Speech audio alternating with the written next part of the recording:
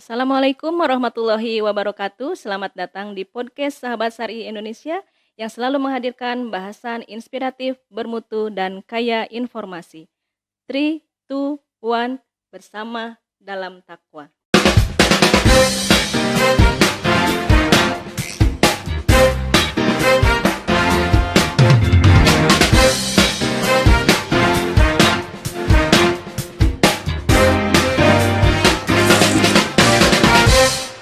Telah hadir di studio narasumber hebat kita, seorang ibu dengan 4 orang anak. Beliau lulusan Universitas Islam Negeri Bandung, jurusan Public Relation, yang saat ini diamanahi menjadi Ketua Sahabat Syari Indonesia Sumedang. Assalamualaikum Bunda Rerir Antartika Nalar Esos.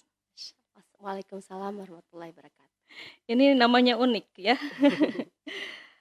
Selain namanya yang unik, Bunda yang satu ini punya me time yang unik juga, yaitu seneng banget beberes rumah ya, Iya, betul. atau menata rumah. Ini sesuai dengan bahasan kita hari ini, menciptakan suasana rumah yang nyaman untuk keluarga. Kenapa sih Bun suka beres-beres Bun? Oh iya, betul. Ini berawal dari masa lalu, zaman dulu Masa ya. lalu. Balik ke masa lalu, iya betul. Ya. Waktu saya kecil nggak tahu kenapa ya, di saat orang-orang senang main, saya juga senang main sih Ya. sebenarnya, tapi lebih tertarik pada hal-hal yang berada di rumah gitu. Saya tuh senang banget lihat barang-barang, beli barang-barang ke rumah tanggaan waktu kecil. Ya. Jadi pada saat saya dikasih uang tuh bukan beli apa gitu mainan, Hmm. malah beliin mama saya panci Oh, gitu. gitu Jadi ya. gitu, nggak tahu kenapa saya tuh senang banget sama pernak-pernik rumah gitu. Yang buat ditempel-tempel gitu di dinding ya. Nah gitu, makanya pas kalau liburan kan suka main ke rumah saudara gitu kan, suka lihat-lihat rumahnya teh meneliti gitu. Misalnya teh rumahnya teh resik gitu ya, Iya, iya. pengen cepet-cepet pulang, pengen cepet-cepet praktek, Ya. beres-beres. Mama saya suka heran, cenah benih seneng beres-beres gitu. Jadi kalau ada saudara datang, aduh benih rajin, aduh gitu. Alhamdulillah berarti bundanya nanti terbantu banget berarti ya, Iya beres-beres sama gitulah. bunda. Nah, sekarang setelah punya keluarga Bun, gimana? Beres-beres rumahnya itu masih diterapkan? Dilanjut. Nah sekarang udah beranjak dewasa, Hmm. udah memiliki rumah sendiri Hmm. gitu ya. Jadi rasanya hobi saya tuh tersalurkan gitu Bun Tersalurkan ya. ya. Tapi di sini saya menitik beratkan gitu Bun ya. Hmm. Apa namanya, rumah yang nyaman gitu kan, seperti tema hari ini. Bukan berarti itu bukan berbicara soal luas Luas ya. rumahnya gitu, atau segimana mewahnya peralatan Hmm. gitu. Tapi di sini kalau bicara soal rumah itu kita bicara soal isi yang ada di dalam rumah itu. Salah satunya adalah penghuni Penghuni rumahnya, rumahnya, suasananya. Nah, suasananya betul Bun. ya betul. Jadi di situ saya gimana ngebangun suasana di rumah itu agar kita tuh tetap betah gitu di dalamnya. Hmm. Karena saya itu seorang ibu rumah tangga gitu ya Bun, Ya. yang dimana hari-harinya pasti banyak menghabiskan waktu di rumah. Hmm. Kan pasti jenuh nih kalau misalnya nggak terbiasa. Tapi kalau kita misalnya enjoy dengan apa yang kita punya, kayak orang misalnya udah enjoy dengan sesuatu, misalnya berkarir, pasti suka dalam berkarir, dia sungguh-sungguh. Iya betul. Nah saya juga gitu, kalau di rumah tuh waktu tuh kayaknya 24 jam tuh seperti nyerelek gitu kalau istilahnya bahasa Jermannya Bahasa ya. Jerman ya. Jadi nggak kerasa gitu Betul, kalau betul. saya lagi beres-beres sesuatu gitu, berlalu begitu saja gitu Dan Bun. happy itu Bun ya. Happy gitu bawaannya gitu Oke. abis beres-beres. Nah ini kan Bunda anaknya 4 nih, Iya. kan yang ada yang masih kecil ya Bun ya. Iya Nah betul. gimana kalau misalnya Bunda udah capek-capek beresin nih, anaknya tiba-tiba berantakin lagi gitu? Oh iya, emang sih kalau sunatullahnya anak itu pasti senangnya berantakin lah ya Bun, setiap orang juga. Dan saya juga bukan apa namanya, manusia yang baik terus gitu ya Iya, 24 jam kayak peri gitu, iya, enggak. Pasti ada mood-mood tertentu iya. gitu ya. Kalau misalnya saya udah rapi-rapi gitu, nggak yang marah gimana, itu Hmm. tergantung sih. Kalau misalnya anaknya kadang ada yang dibilangin teh bener-bener ngeberantakin banget, nggak diberesin lagi. Biasanya saya ngasih tahu sih Hmm. gitu, biar anaknya tuh lama-lama terbiasa dengan suasana yang, oh ternyata kalau abis ngapa-ngapain tuh harus diberesin lagi, Nah, gitu. itu berarti suasana rumah yang nyaman itu yang rapih gitu ya, tapi anak-anak bisa dikondisikan gitu ya, Bun? Itu dari sudut pandang saya, Oh, tapi iya, mungkin bisa beda-beda sih kayak gimana, rumah yang nyaman itu, rumah yang seperti apa itu tergantung kita yang kita menciptakannya, yang kita sebagai menciptakannya. penghuninya yang menentukan mau diapain nih rumahnya, Iya, mau dibikin hangat, kita mhm. betah di rumah gitu, atau ada yang misalnya udah punya rumah mewah tapi pengennya pergi terus. Nah, Berarti betul. gimana tuh, nggak nyaman ada di rumah. Nah, gimana nih kira-kira kita tuh menciptakan suasana rumah tuh sebagai tempat kita berlindung tuh kita nyaman di dalamnya. Iya, Di mana rumah itu kan ya, Bun, iya, kita tuh nggak bisa pura-pura jadi orang lain. iya, Jadi rumah tuh betul. kayak kita tuh jadi diri sendiri gitu, nggak bisa basa-basi pura-pura jadi apa, pasti rumah tuh jadi diri sendiri. Nah, makanya karakter yang tampak saat kita di rumah itu berarti karakter kita asli gitu, Iya. Bun. Jadi bukan berarti rumah yang mewah itu jadi indikator kenyamanan kita gitu, Bun, ya. Iya, Nah, betul. mungkin, untuk menciptakan kenyamanan ini ada peran serta suami juga mungkin. Bagaimana caranya berbagi peran dengan suami? Bagi peran, ya suami mah pasti berperan aja sih dalam kehidupan istri. Iya. Tapi berhubung saya ini apa namanya, kebetulan saya tuh LDM ya, Mmm, jadi suami nggak ada di rumah sih, mhm. gitu. Apaan tuh LDM? L Pemirsa ini sepertinya, baru tahu nih, apa nih LDM gitu. Ya LDM, long distance marriage Ais, gitu ya, jadi berjauhan ya gitu. berjauhan ya. Jadi emang, apa namanya, kalau dalam keseharian tuh nggak ada, selalu ada gitu. Mmm. Jadi, suami saya tuh adanya 2 minggu di rumah per 2 bulan gitu. Oh gitu. Tapi ya kita tuh sesama di dalam rumah tuh pasti ada gesekan lah ya, Iya namanya betul, juga rumah, maksudnya pasti ada gesekan antara penghuni satu dengan yang lainnya. Kayak saya betul. misalnya sama anak-anak kan, Mhm, sama suami nggak selamanya mulus gitu, mhm. tapi ya selayaknya rumah tetap tempat kembali untuk berlindung, justru di situ kita bisa saling mengkoreksi di dalam rumah sendiri, saling membangun Iya, chemistry, rasa kasih sayang, saling mengkoreksi, diri kita bagaimana tuh ya di rumah lah tempat kembali gitu. iya. Jadi kadang kita sama suami juga nggak sepaham. Oh Misalnya saya tuh gitu? kalau misalnya mandi, taruh anduk, taruh Nah kan. itu. Suami tuh kan anu, emang rapih tapi dia ngejejerin anduk di kursi gitu kan, kadang Iya betul betul. nggak sesuai dengan apa namanya, ini gimana gitu Iya, kan. Harusnya kalau saya gitu kan, mhm, pengen anduk tuh ya di tempatnya lagi gitu. Jadi itu tuh kayak proses aja, iya. jadi satu sama lain saling pengertian aja gitu. Tapi dibikin, rule nggak di rumah gitu?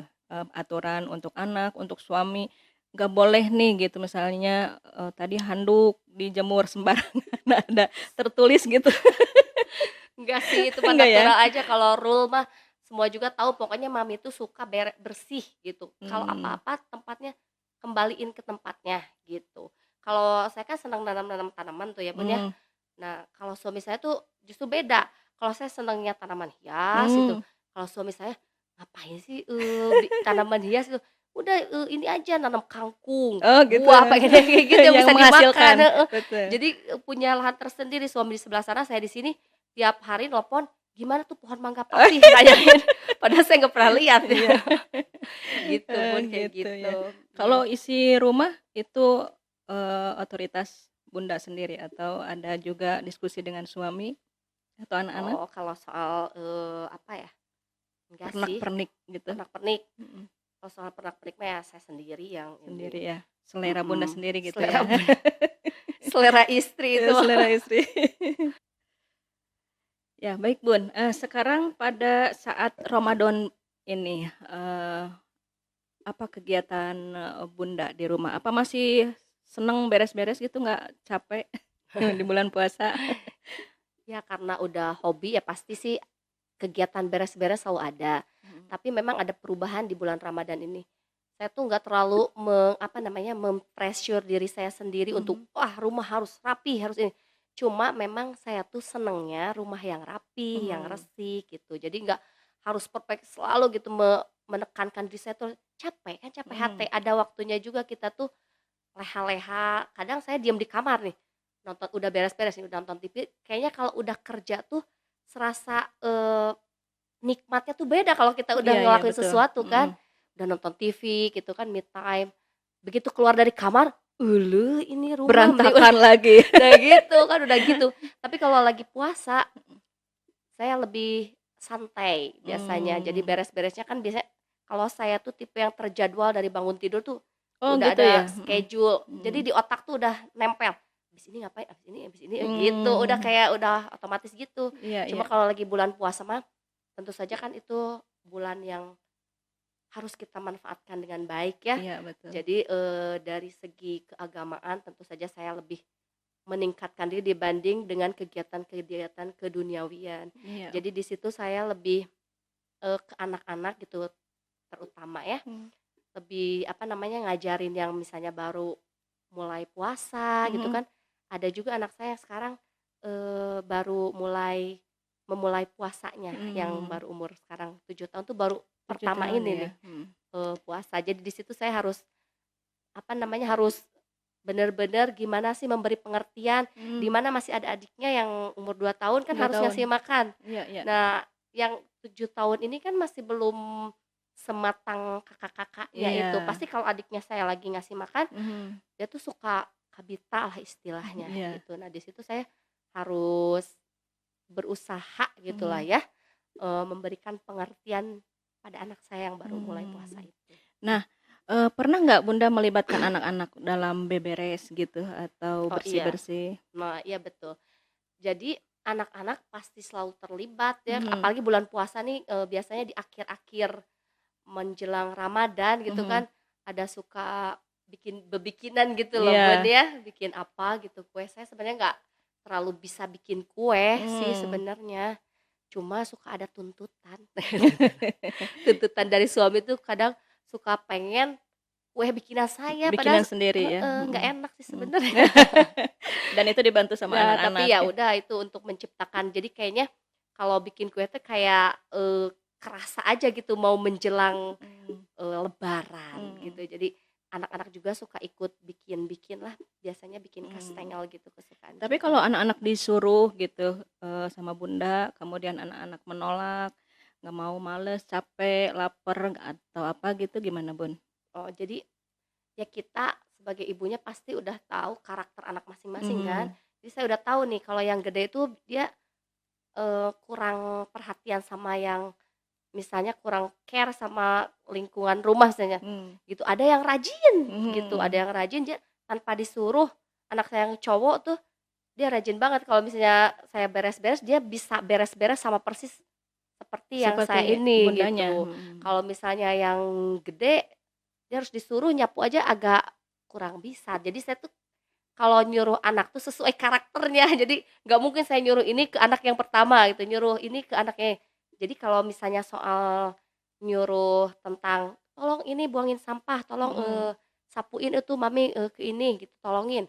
Pasti ke anak yang Paling gede? suka, paling yang cowok justru. Oh, Kalau iya iya. misalnya yang hal-hal lain, misalnya kalau anak saya yang pertama tuh, dia lebih seneng ke soft skill, kewanitaan gitu, Mmm, dia mhm menjahit, mhm. dia suka seneng lihat saya jahit kan. Mhm. Jadi dia seneng ngerajut gitu, malah saya, Mmm. apa namanya, "Oh kok bisa ya dia ngerajut?" Saya juga nggak bisa. Dia lihat-lihat YouTube, dia Mhm. ngerajut sendiri, bikin, Mhm. apa namanya, bikin tempat minum, Mmm. pokoknya ngerajut, ngejahit tuh dia seneng. Mhm. Sama yang seni-seni kayak gitulah, bikin, apa namanya, bikin gelang, bikin Oh, apa. iya iya. Nah, jadi kalau misalnya ngobrolin masalah, baju gitu, ke anak yang pertama, kalau saya Mmm. nyuruh-nyuruh anak yang kedua gitu. Oh gitu, Jadi seru juga ya. sesuai karakter masing-masing. Jadi kalau Iya. misalnya saya nih maksain ke anak, pasti jadi jatuhnya, eee, pertengkaran, ada pertengkaran ibu dan anak biasa. Jadi harus Iya. disesuaikan gitu, sesuai Nah, porsinya. tadi kata Bunda, setiap hari mulai dari bangun tidur sampai tidur lagi ada terjadwal gitu ya. Nah Terjadwal. Tapi nah ada ini Bun, setiap malam jadwal saya kosong. Setiap malam itu berarti jam kerja habis. nah, Jadi boleh udah tahu nggak Bun, bisa runutannya apa aja mulai dari bangun tidur, Bun? bangun tidur.